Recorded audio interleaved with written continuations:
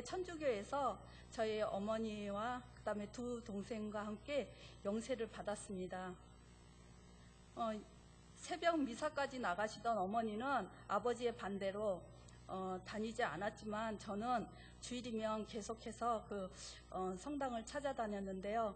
한 초등학교 5학년 정도에 됐을 때 천주교회라고 항상 성당 앞에는 써 있었기 때문에 제가 찾아간 곳이 그냥 무슨 교회였어요. 그래서 들어갔는데 그때부터 교회에서 예배드리게 됐어요.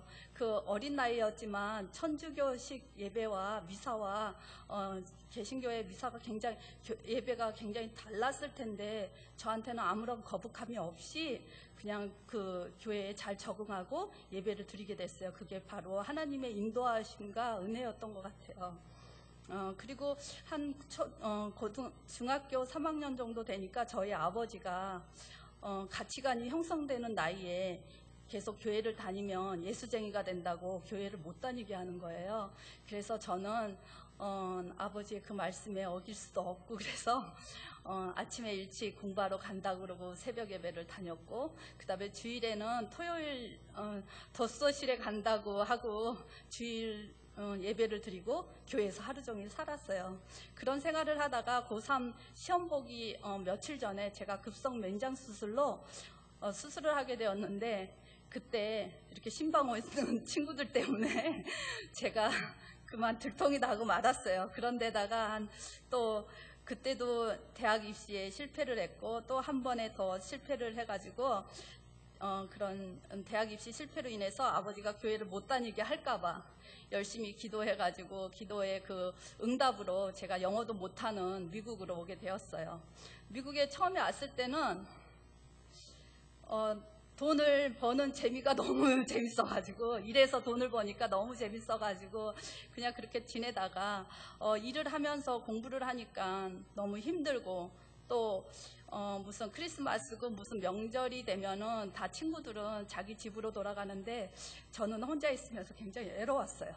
그런 시간에 저희 룸메이트가 지금의 남편을 소개해줘가지고 전도한 후 그 다음에 세례를 받게 해서 결혼했습니다. 그렇게 결혼을 해서 저의 꿈이 현모양처였거든요.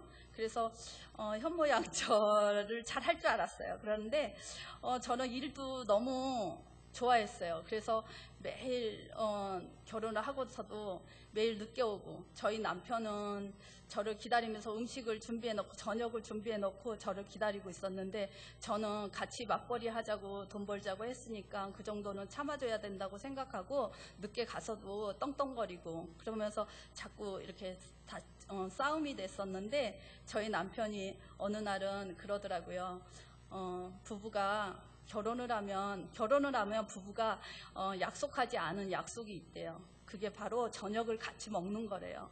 그래서 그 말을 들어보니까 말 같지도 않은 말이지만 사실 맞는 말인 것 같아가지고 순종하기로 해서 그때부터는 좀 이렇게 제가 그 저녁 시간을 같이 먹으려고 노력을 하니까 부부 관계도 좋아졌던 것 같아요. 그러다가 이제 제가 큰딸을 임신했는데 산딸이 되기 전에 자궁 수축이 와서 약을 먹게 됐어요. 근데 한 교회 한 권사님이 저에게 그런 거는 기도해야 된다고 하시면서 기도해 주셨어요. 저는 그때 굉장히 충격을 좀 받았어요. 사실 굉장히 혼자서 신앙생활을 했고 보수적인 장로교회에서 신앙생활을 했기 때문에 하나님께 기도하는 거는 하나님 나라와 의를 위해서만 기도해야 된다고 생각했어요. 자기의 걱정과 염려와 근심을 하나님께 기도하는 것은 우리의 모든 것을 아시는 하나님을 제대로 믿지 못하는 행위라고 생각을 했었어요. 근데 그 권사님으로 인해서 그런 하나님의 죄에서 잘못 알았던 것들이 이렇게 무너지기 시작하면서 교회 여성 기도 모임에 제가 배우겠다는 마음으로 참여하게 되었고 또 새벽이면 하나님이 자꾸 깨우시는 거예요. 그래서 제가 잘못 들었겠지 하고 무시를 하고 계속 그렇게 무시하고 있었지만 계속해서 깨우시는 그 음성 때문에 가까운 한국교회 집에서 가까운 교회에 새벽 예배를 나가기 시작했는데 첫날에 그 예배가 끝나고 나니까 불이 다 꺼지고 개인 기도를 하는데요. 막 어떤 분이 방언 기도를 하니까 너무 무서워가지고요. 보수적인 교회에서는 방언 기도하면 쫓겨났거든요, 옛날에. 그런데 거기서는 막 방언 기도를 하니까 너무 무서워서 집에 가고 싶고 그 다음날 오고 싶지가 않은 거예요. 그런데 저한테 음성이 들렸어요. 그게 바로 사탄이 주는 마음이라고, 너를 기도하지 못하게 하고 하나님께 가까이 하지 못하게 하는 사탄의 음성이라는 거를 알게 돼서 그 자리를 묵묵히 무서웠지만 지켜냈는데요. 매일 벤츠를 타고 오시는 한 여자 집사님이 계셨어요. 그 집사님은 기도할 때 다 들리잖아요, 조금은. 근데 자기 회사의 직원들 이름을 하나하나 부르면서 기도하시는 분이었어요. 지금 그 회사가 지금은 이 미국 전 지역에 굉장히 많은 매장을 갖고 있는 그런 회사로 됐고요. 그 다음에 전 세계로 지금 퍼져나가고 있어요. 제가 그 기도의 기도의 응답을 제가 산 증인으로 보고 있는 거죠, 지금. 근데 그리고 그런 새벽 예배를 하면서 둘째 애를 임신을 해서 파타임으로 일하던 회사와 저에게 소송이 걸어왔어요. 전에 일했던 회사에서 산업 스파이로 저한테. 근데 너무 그 코트에 가려고 하니까, 법원에 가려고 하니까요, 뭐 너무 무서운 거예요. 그리고 이거는 내가 진짜 범죄자인 것 같고 가면은 체포될 것만 같고 너무 무서운데 그때 같이 여성기도 그 모임의 분들한테 긴급 연락을 해가지고 이런 일이 있으니까 중보기도 해달라고. 그래서 그들의 중보기도로 인해서 합의를 했는데 저는 물질적으로나 전혀 손해보지 않고 합의로 잘 그 소송이 끝났어요. 그리고 또 몇 달 후에 저희 남편이 비즈니스에 또 별로 차린 지 별로 안 된 비즈니스에 당장의 문을 닫으라는 경고와 함께 연방정부에서 또 소송이 들어왔어요. 그랬을 때 그날 변호사를 만나고 그 다음날 제가 둘째 애를 낳으러 병원에 들어갔어요. 그 일이 있기 전까지는 저희 남편도 젊고 저도 젊고, 저희 남편도 전문직이었고 저도 전문적인 일이라서 둘이서 성실하고 열심히 일하면 먹고 사는 거 걱정 안 해도 된다고 생각을 했고, 미국에서 기회가 있는 나라에서 힘들지 않을 거라고 생각을 했어요. 근데 눈앞에 저는 애를 낳고 움직일 수 없는 상태였고, 남편은 그 비즈니스를 수습할 수 없게 그 문을 닫으라고 경고가 왔기 때문에 그런 상황에서 정말 막막했어요. 그런데 하나님이 저에게 너무 무섭고 또 이 어려운 현실에서 이제 부부가 싸우고 이렇게 헤어지게 될까봐 그게 저한테 두려움으로 왔었어요, 그 당시에. 그래서 제가 두려워하지 말라, 놀라지 말라, 두려워하지 말라라는 구절을 다 성경에서 찾아서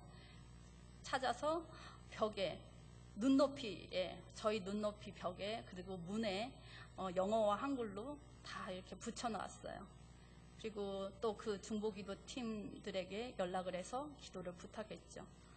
근데 하나님이 정말 그때 제가 그렇게 그 모든 것을 하나님이 주관하시는 것을, 우리가 어디에 가서 일하는 것 그것 자체도, 직업을 갖는 것도 어떤 것도 하나님이 주관하시는 분이라는 것을 그때 알고는, 지식적으로는 알고 있었지만 그때 정말 깨닫게 됐고, 또 그런 말씀과 또 기도로 인해서 그 벌금도 하나도 안 내고 깨끗이 해결이 됐어요.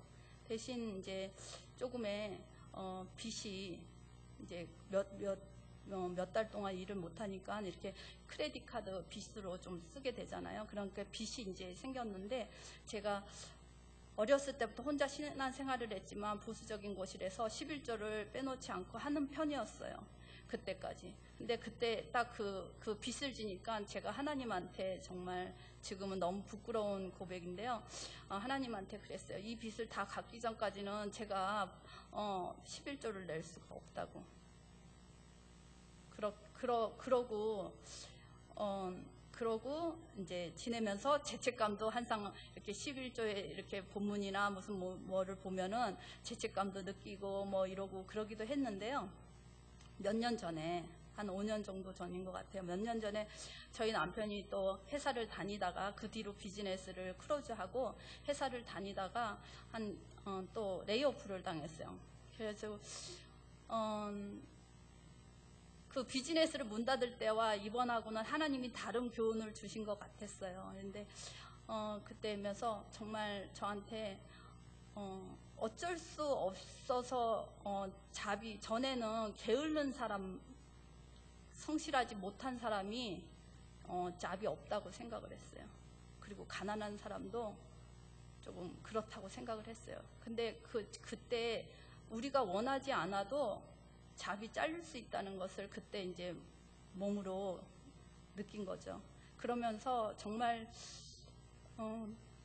힘든 사람 보는 눈이 제가 달라지게 됐어요. 그리고 정말 조금이라도 제가 그때는 저도 없잖아요. 없는데도 조금이라도 주려고 했었고 또 그 없는 데서 11조를 하게 되더라고요. 네, 그리고 저기 없는 데서 11조 하기가 더 어떻게 보면 쉬운지 액수로는 적으니까 그때 다시 이제 11조를 하게 됐었고요. 그러면서 하나님이 그러면서 모리피케이션을 이렇게 하게 됐는데 이게 몇 개월이 지나도 어떤 답이 어플리케이션을 했는데 답이 안 오는 거예요. 그래서 제가 그동안에 계속 기도했지만 어플리케이션 쓰면서도 기도했고 계속 기도했지만 하나님이 분명히 확신을 주셨어요. 그렇지만 제가 마지막 기도를 하나님께 이렇게 했어요.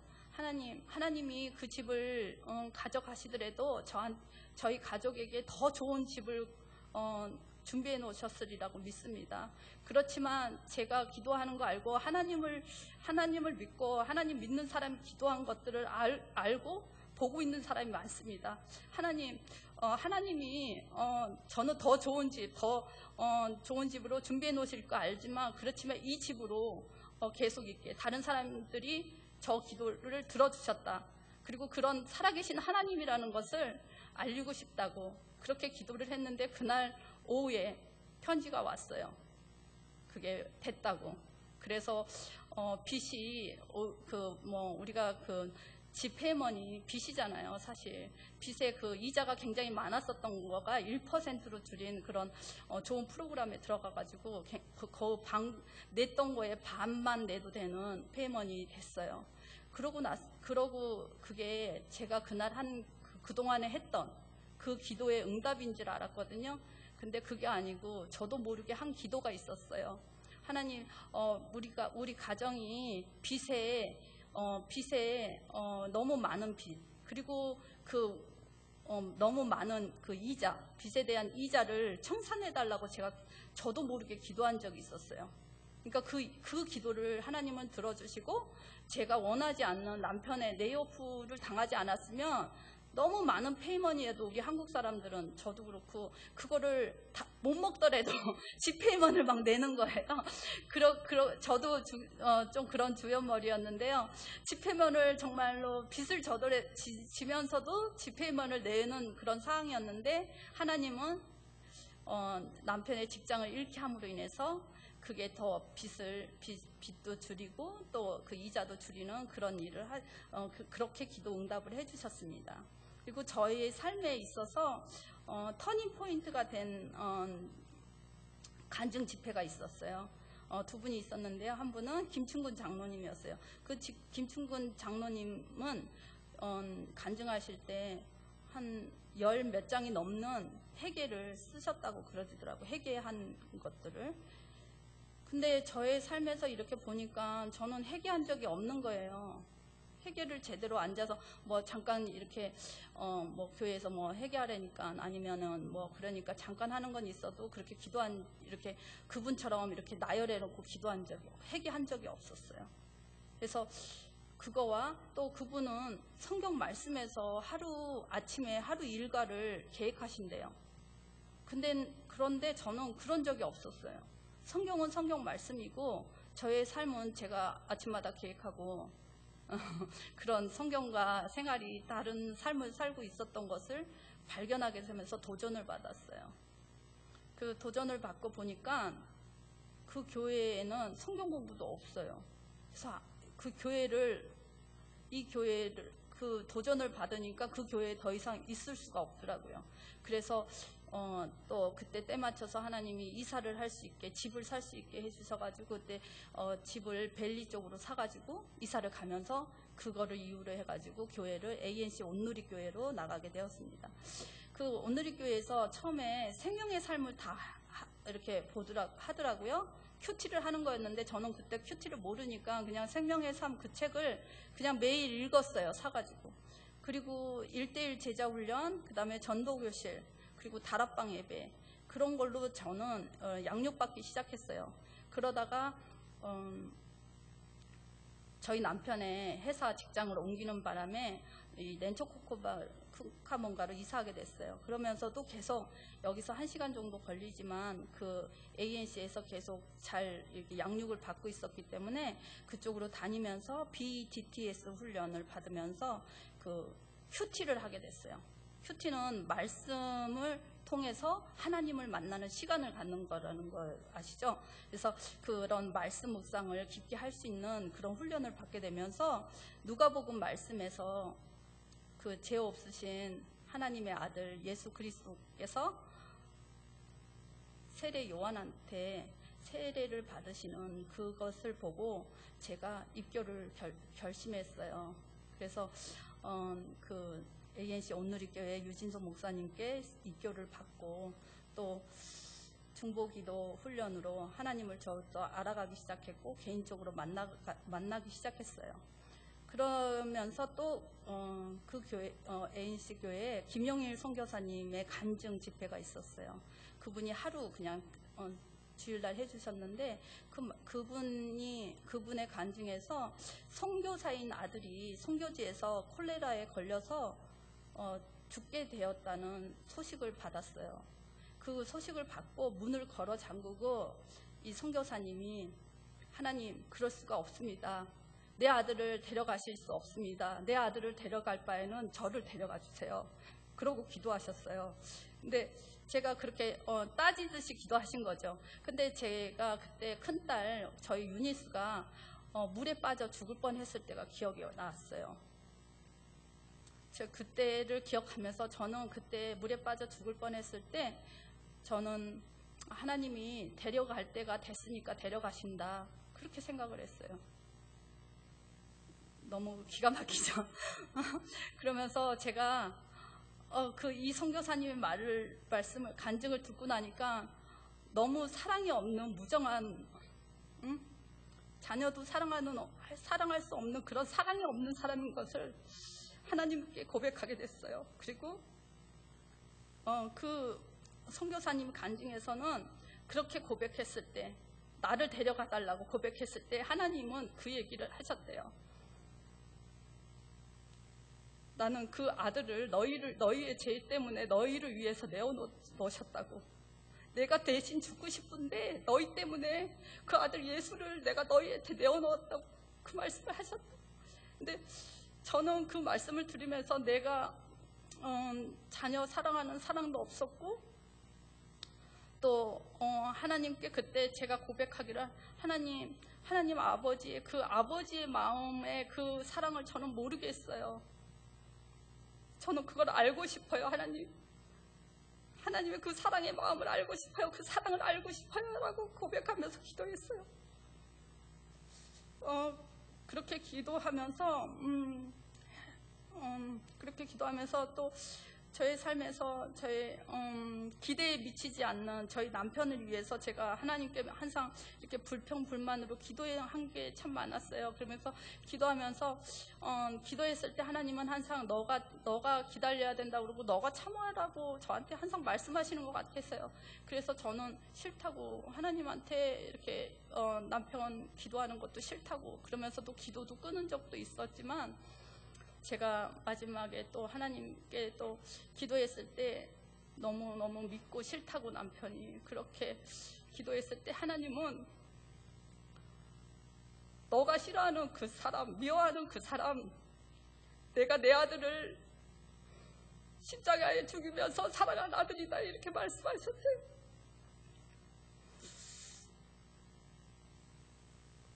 너무나도 잘 알고 있는 복음이었지만 그때 저한테 그 음성으로 들려주실 때는 너에게 생명을 준 예수가, 너뿐만은 그 예수가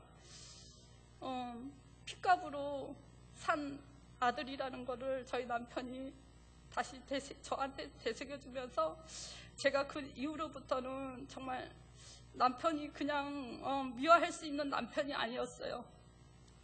저에게 생명을 주신 저를 구원해 주신 그 예수님이 핏값으로 사신 그 아들이라는 것을 기억할 때 계속해서 남편을 기도하게 되었고 포기하지 않게 되었고, 또 하나님은 결코 그 아들을 포기하지 않으셨어요. 그리고 그 남편을 변화시키겠다고 제가 부부 세미나에 이렇게 데리고 갔었어요. 부부 세미나에 데리고 가가지고 데리고 갔는데 그 기대와는 달리 하나님은 저를 변화시켜 주셨어요. 남편은 너무나도 이렇게 사랑이 많은 사람으로 이렇게 같이 이렇게 무슨 세미나를 듣는 동안에, 그리고 무슨 게임이나 이런 워크숍을 하는 동안에 남편은 굉장히 사랑이 많은 사람이라는 게 드러났었고, 저는 정말 사랑이 없고 정말 저 자신을 너무 하나님이 돌아보시게 하셨고 저를 이렇게 변화시켜주는 그런 계기가 있었어요. 여기 계신 분들 중에 남편을 변화시켜야겠다, 그리고 아내를 변화시켜야겠다, 그런 분이 있으시면 부부 세미나에 꼭 가세요. 그리고 본인이 먼저 변화 받으세요. 그리고 이렇게 우리 교회는 좀 반응이 없으시는 것 같아요, 목사님. 제가 그렇게 중보기도 훈련도 받고 그러면서 이 지역에 중보기도의 사명을 제가 좀 받아가지고, 오늘 박사모님이 안 오셨는데 보니까 사명을 받고 이렇게 중보기도 팀을 만들려고 이렇게 다니면서 박혜정 사모님을 만나게 됐어요. 그 박혜정 사모님이 어느 날 뉴비전 교회에 대해서 지금 어려운 상황이라고 저한테 얘기했었어요.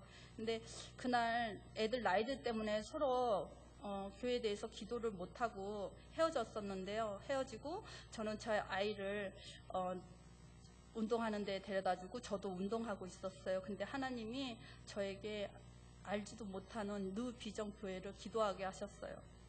그날이 2008년 1월 30일 수요일 오후였어요. 그날이 바로 유진선 목사님과 마원철 목사님이 이곳에 유비전 교회를 보러 오시는 그 시간이었어요. 하나님이 그 기도를 시키셨더라고요, 저한테. 그리고 그 주에 금요일에 초청집 교회에 ANC 오누리 교회에 이렇게 초청 집회가 있었어요. 근데 그 강사 목사님이 말씀을 끝내고 마지막에 용서를 못하고 계신 분은 강단으로 나와서 기도하라고 그러고 이렇게 하시는 거예요. 근데 저는 용서를 참 잘하는 편이거든요. 그리고 이렇게 그때 화내고 말지 뭐 이렇게 갖고 있는 사람이 아니어서 저는 용서하지 못한 사람이 없는데, 그리고 나가질 않았어요. 그런데 성령님이 저한테 딱 그러는 거예요. 너는 너를 용서하지 못하고 있다. 그 음성이 들려서 저도 모르게 이제 강단으로 올라가서 기도를 울부짖으면서 할 수밖에 없었어요. 그러는데 다른 때 같으면요, 이제 그렇게 나온 분들한테 유진선 목사님하고 그 강사 목사님이 한 사람 한 사람 기도해 주시는 거예요. 다른 때 같으면 그 기도를 받고 싶어가지고 그 기도 내용이 무엇인지 듣고 싶어가지고 제 기도 안 하거든요. 그런데 그날은 그게 전혀 그분들의 그 영권하고 관계가 없어요. 저하고 하나님하고의 이거는 해결해야 되는 문제였어요. 그래서 저를 하나님이 그때 제가 저를 용서하지 못함으로 하나님이 주신 축복들, 누려야 될 그 복들을 누리지 못하고 있는, 막혀서 죄책감으로 앞으로 나아가지도 못하고 있는 그런 부분들이 있었기 때문에 하나님이 그날 저하고 1대1로 그거를 다 해결해 주셨어요. 그리고 그 그 예배가 끝나고 친교실에 갔을 때 마운철 목사님이 다른 분하고 얘기하는 거를 들었어요. 이 교회에 다녀왔다.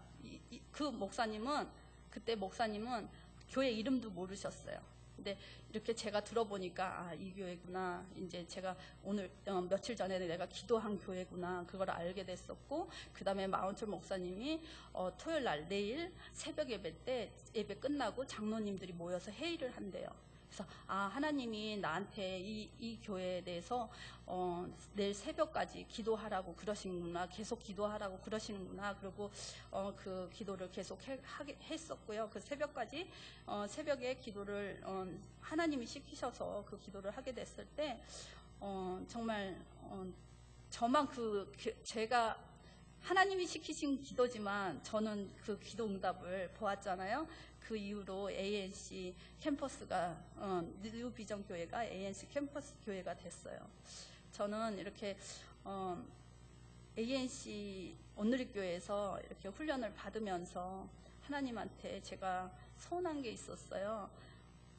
제가 살고 있는 지역에서 이런 훈련을 다 받으면 섬기고 봉사하겠다고 그 하나님 그 받은 그 은혜를 작은 교회라도 와서 섬기겠다고 했는데 그게 바로 하나님이 정해주시구나, 내가 갈 곳을. 그렇게 이제 믿고 2009년 8월에 제가 이 교회에 왔어요. 그러다가 2011년에 저희 가정에 남편과 그리고 아이들이 함께 예배를 드리고 또 함께 이렇게 그 말씀으로 교제하는 거가 더 우리 가정이 선교적인 것 같아가지고 미국 교회에 가서 몇 년을 그렇게 예배 드리다가 작년 1월에 작년 되기 전에 이제 하나님이 저한테 서운했던 거를 자꾸 기억나게 해주시는 거예요.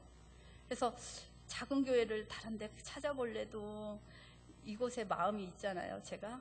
네, 그래서 작년 1월부터 새벽 예배를 저 혼자 나오기 시작했고, 그 다음에 작년 11월부터 남편이 아이들이 집을 떠나기 전에, 대학을 가기 전에 한국 교회에서 자랐으면 좋겠다고, 그래서 아이들과 같이 작년 11월부터 이 교회에 나오기 시작했는데요. 다시 돌아온 저희 가족을 반갑게 맞이해 주시고 환영해 주셔서 너무 감사하고요. 그 마음, 저희 남편도 이제는 올해 지금 목사님이 계속 기도하고 계시고 올해 다 나올 수 있게 그 믿음으로 지금 기도하시거든요. 그러니까 같이 기도해 주세요. 저희 남편까지 온 가족이 다 이 교회에 나와서 하나님 예배하고 또 같이 그 은혜를 나누고 서로 한 공동체로 묶여질 수 있도록 기도해 주시고요. 오늘 마지막 말씀으로 끝내겠습니다. 베드로전서 2장 9절 말씀. 그러나 너희는 택하신 족속이요 왕같은 제사장들이요 거룩한 나라요 그의 소유된 백성이니 이는 너희를 어두운 데서 불러내어 그의 기이한 빛에 들어가게 하신 자의 아름다운 덕을 선포하게 하려 하심이니라. 네, 감사합니다.